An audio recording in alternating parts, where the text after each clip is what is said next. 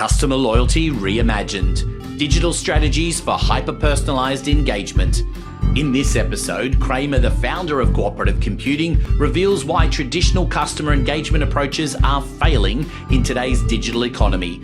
Through innovative examples of hyper-personalization, you'll discover how to create meaningful loyalty programs and transcend simple discounts and build lasting customer relationships both across B2C and B2B environments.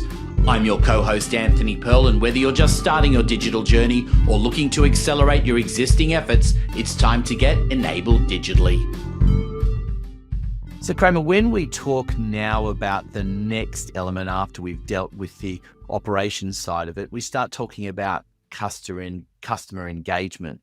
And customer engagement is important, isn't it? Because you want them to keep buying. Enabling that process and keeping them informed along the way is super critical. 100%. Yeah. And as we've talked through each one of these components, right? We've talked about high level. One is the people, organization, 2, methods and procedures, 3, systems and technology. There's 2 of the other ones, which is the key performance indicators and making certain that you can wrap those together. The actual customer engagement process has to take each one of those elements into scope. And as it takes those 4 elements into scope and thinks about that customer that I'm engaging, and what is it that I want to think about as I think about the organization that is inside my business dealing with the people that I'm trying to re-engage. When we re-engage and that customer engagement, I talked a little bit about branding and marketing and how you don't go throw the loyalty program at them right away. And when we think about B2B, and we think about how we want to begin to operate together in a digitally enabled future for B2B, the same construct about engagement starts to exist. We don't often treat it the same. What do I mean by that? So if I'm selling you parts and I'm selling you those screws that we were talking about, and I'm telling you that you're a great buyer, and what I want to do is make certain that I have some program in place, not just discounts, because I want what I want, when I want it, at the value I want it, okay? And discounting is utilized as a way to try to create some incentive for lift and increase my purchasing, when there are other ways to actually incent things that customer engagement system should put in place across each one of those things. I'm dealing with an organization at the other end. What if I was to give them training points across their buyers? I'm just using that as an example. There are other ways to actually fulfill this within that organization from a customer engagement level that needs to be thought of. What if I help them operationally improve something that they're doing as they're engaging me, right? What if I help them think through some of the things that they might want to implement in systems or technology? So this customer engagement process to get them to re-engage me has to step outside of just the discount structures and the typical things that we do for trade management and customer engagement to reach across the aisle and make you a part of our partner stream and how we do it. You had mentioned about what does it look like whenever we can start to engage that customer digitally and let them interoperate with me in a way that lets them get to the heart and soul of what they're trying to find out from me through the tools that they use for that digital engagement. And this is a crucial piece of that overall strategy around customer engagement. So if you think about digitally enabling it, 1, how do I make certain the things that I'm offering you to continue for you to engage me make sense? And they may not just be, it may not just be dollars type things. There may be other things of value that you have to think about that can be digitally enabled, and you can produce them and have them engaged by people that are actually acquiring things from you that become a lot more effective than just a discount structure. Okay. So 2, how do I digitally enable that? How do I make that work efficiently? Okay. Then the second piece of this customer engagement is how do I ensure that I'm doing so on a faithful and reliable basis without impacting other things that my customers are doing? So it's one thing to make certain that I can deal with volumes and I can maybe discount those volumes, but nothing's more frustrating to us than, hey, we've got this program for new buyers, but the loyal buyers that have been doing it for the last 10 years, we're not offered that same thing. And that's true in the B2B space as well as the B2C space. So when we digitally enable this opportunity for us to engage those customers, we've got to do so in a way that lets them engage with us at the space that we want to interact. One, can we offer them things that we can do digitally with them that help them? We become a part of their culture in the way that we're doing it. It's Sunday after, or it's Tuesday afternoon. It's lunch. These guys buy something, but we're able to do something at that lunch center that engages a whole lot of people inside the company who didn't even know, that makes those people go, that's an amazing company we're dealing with. Whether it was, a Coke ride with their name on it, and effectively let them understand that we know who they are. So that customer engagement process, the digitally enabling that customer engagement process is super critical around those things to help us personalize, hyper-personalize what we're doing. How do we do so at the organizational level and make sure that we create those connections? The other thing about customer engagement that is an imperative is you're leading up to that customer engagement. So as you're doing things that allow customers to see that you're responsive to their needs, one of those key things might be, I understand that you want to see where are things that are in the pipeline to you. That's a customer engagement tool. So you created an order, the order is being manufactured. Oh, that's cool. I now know that it's in shipping. That's cool. I now know it's on the truck. I now know it's coming to me. I now know it's in my hand. When you can work that whole cycle and do so in a meaningful fashion, it's super valuable to that customer engagement process being just a natural artifact of how you run your business. And that customer engagement methodology can be digitally enabled to do that at scale. When you have a customer engagement team that's, 10 guys on a phone and they're calling back out, hey, it was great that you were my customer and yada, yada, yada. The effective rate that you can do that across scale is very, very limited. And even today, if we think about our interaction with Amazon or some of the other systems that ask for how was your experience, right?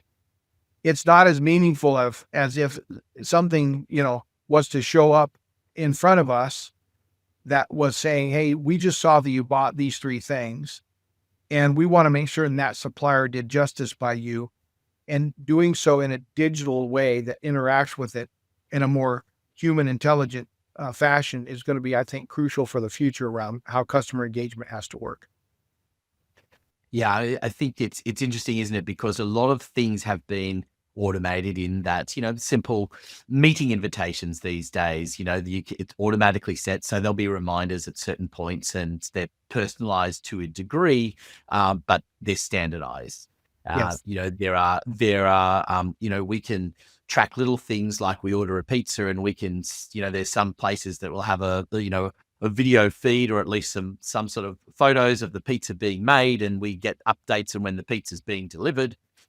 Some of those things are there when they're rather simple, but when you've got, bigger businesses that have much larger fulfillment needs that are on a larger scale than just an individual pizza or 2 being delivered, it's the trouble is that the pizza set the expectation.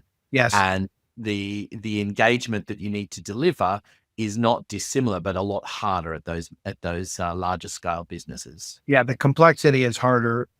The sophisticated needed to deal with the complexity is much higher. And therefore, if you don't do it somehow through a digitally enabled process, you can't do so effectively at scale, especially if you're shipping, let's say we have a customer that buys probably 10,000 square feet of flooring, every 2 weeks. And it sure be nice if the flooring company, the supplier of that flooring, recognized them and did so in a way that was meaningful to the resources that interact with them on a daily basis around commitment to get it there on time, the quality that it's coming in, so on and so forth, and interacted with them at a personal level. So inside our construct of hyper-automate, the second thing is hyper-personalize. The third thing is drive data-driven decisions, right? These are the 3 constructs for digital enablement that have to wrap all those 5 key business areas. So it's super important that that construct of personalization now is understood at the business level as well as the personal level, because you're interacting with a business, and that business that you're interacting with wants to be treated the same way as a person. And then there's people inside that business that want to be treated in a personal level. And so the ability to hyper personalize what you're doing to engage that customer and get them to re-engage you is so crucial to how you actually deliver on what you're doing. The future of, you've got luxury brands that as they produce what they're doing and they're creating engagement with those buyers, have found that they've started to saturate that luxury brand category. There's only so many people who can buy in that luxury brand category. So what do? They create a differentiated services. They go to that second tier. They typically will bring it up under a different brand name, right? So you've got Lexus, and then you've got Toyota, right? So you may create a different brand name to how you interact with that brand, but the process for how you want to treat both of those customer engagements and get them to re-engage has to be sophisticated enough to allow you to endear that customer in that process of that purchase and not treat them in a differentiated set of, I'm dealing with you who bought an Infinity from me. You want an experience. That experience has certain levels of what you're expecting from the other things you get, right? But the treatment that you get needs to be identical and not leave you hanging, because you may go from a Toyota buyer to an Infinity buyer at some point in time, and you want to make certain that those things are going to cross over. I think the interesting thing about all of this is that it's easy to differentiate between the concept of spending more money. So there's a clear difference between buying a Toyota and buying a Lexus, for example. There are different price points. So the experience that you would expect to get in dealing with at a Lexus dealership and Lexus servicing is going to be different to what you would expect at a Toyota one, simply because of price point. But what you want ultimately as a business is you want customer loyalty. Yes. And so in what is really only being done at a very small scale, and you kind of touched on this when we first introduced this whole topic of getting enabled digitally in these 5 different areas, was really around customer loyalty and how we're moving from the standard, well, we'll give you a bunch of, free movie tickets or discounted movie tickets, to creating more experience-driven things that interact between, bring a whole lot of different interact between. Yes, we'll send you to your points will help side there. We'll take care of the food there. We'll take care of, what you're doing afterwards and getting you home. That's a whole experience, as opposed to here's some discounted tickets. Yes. Yeah. And if you think about that from a digital enablement perspective, right, that means I'm keeping my perspective of who my customer is, both at the company level as well as who my customer is inside that company and all the information that goes along with it. Those things are critical now.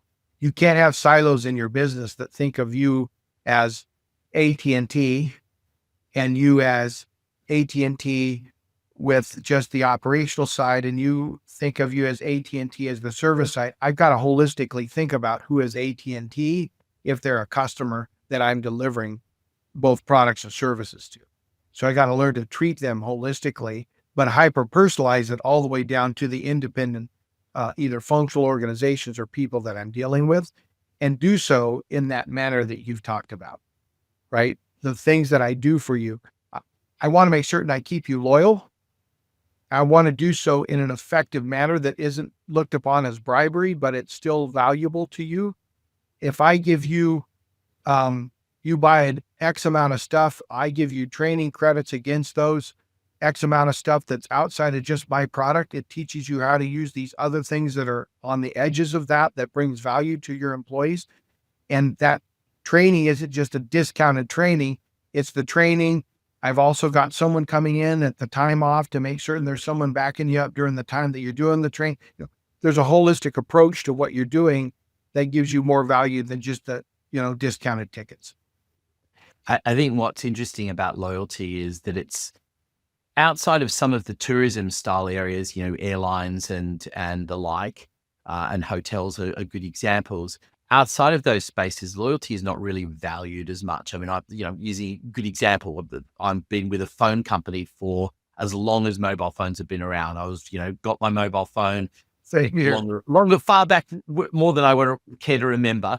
And I've been with the same company. There is zero reward for that loyalty. There is the same loyalty program that is for somebody who's coming in new. There is no real acknowledgement. Maybe if I make a phone call, they might say, thank you for being with us for so long, but that's just because they're trained as a salesperson, but there's no real value in it. And I think that's the expectation from a consumer point of view, isn't it? That there needs to be a value for loyalty. Otherwise, I'm just going to keep shifting around for a better deal. And that's not what you want as a business. Fill in that same thing to make certain that works.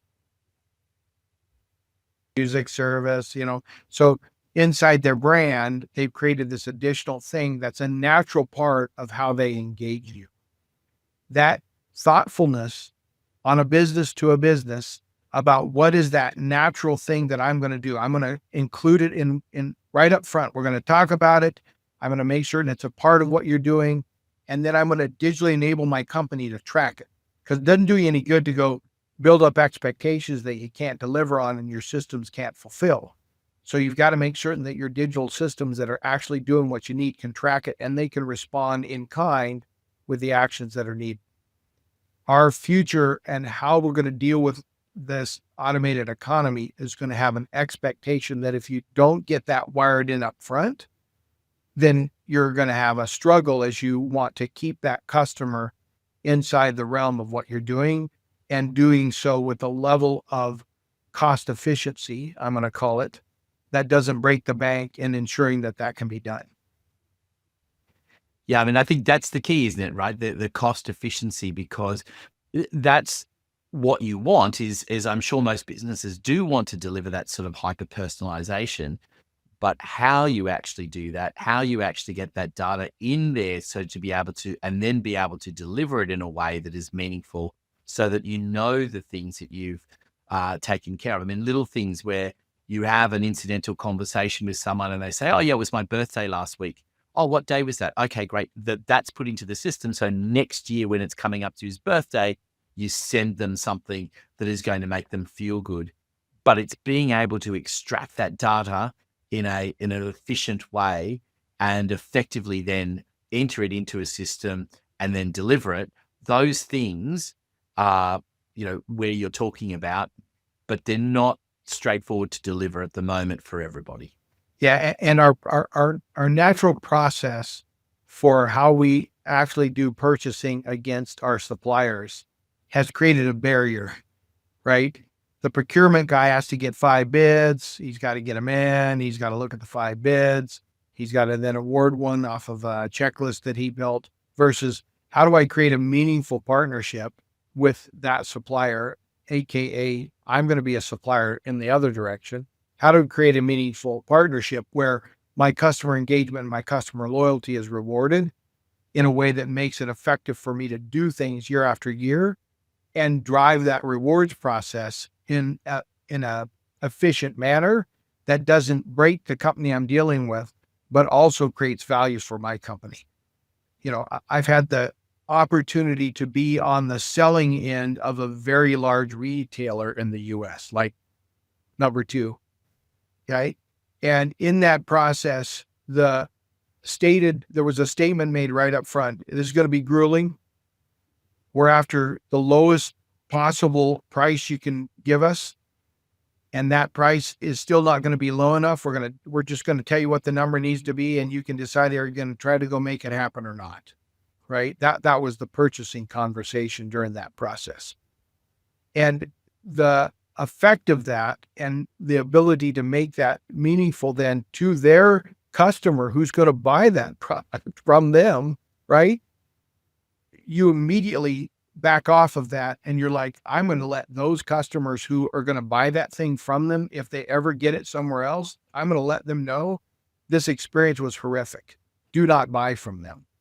And it is cause problems with that actual distributor in how they have to deal with their customers. So this whole chain of events from the purchasing process to the supplier, that supplier's engagement to actually create loyalty amongst them that then can feed back into their customers is, it's super critical to understand. We did this work with Pampers, and, Pampers doesn't sell to you direct. They do now. You can go online, you can buy Pampers, but for a while there, everything went through distribution. So trying to figure out who's buying the Pampers, why do they buy Pampers instead of Huggies, so on and so forth, right? How do you get inside the hand and the mind of that buyer through that distributor to make sure that you're getting information? Well, the distributors were like, no, this is my data. I'm not going to share it with you. I need this data, right? Those systems of the future that create that customer engagement loyalty, I think are going to need to open up and be communicatable between the players and do so in a digitally efficient manner, because you don't want your data being sent out to people, that it isn't pertinent to. But the modern systems we have, especially with AI, MCP, and some of the other technologies that are coming in, are going to allow that information flow to happen in a much more efficient manner. So you're not having to hide all the data, because it's hard to, pull out just the part that's you for the things that's being sold, right? So if it's Hershey's bars that are running across the cash registers at Kroger, right? You want Kroger to tell you, this is how much Hershey's I sold, and this was the data that went with that buyer. Why? Because Kroger knows who the buyer is. They've got a card and a loyalty program, and they know everything about the buyer. And that's all for this episode of Get Enabled Digitally with Kramer from Cooperative Computing. If you found value in today's conversation about digital enablement, please subscribe and share with colleagues navigating their own transformation journey. For more insights on accelerating into the automated economy, check our show notes for resources and contact information. This show has been produced by podcastdoneforyou.online. I'm Anthony Pearl, and until next time, keep moving forward to get enabled digitally.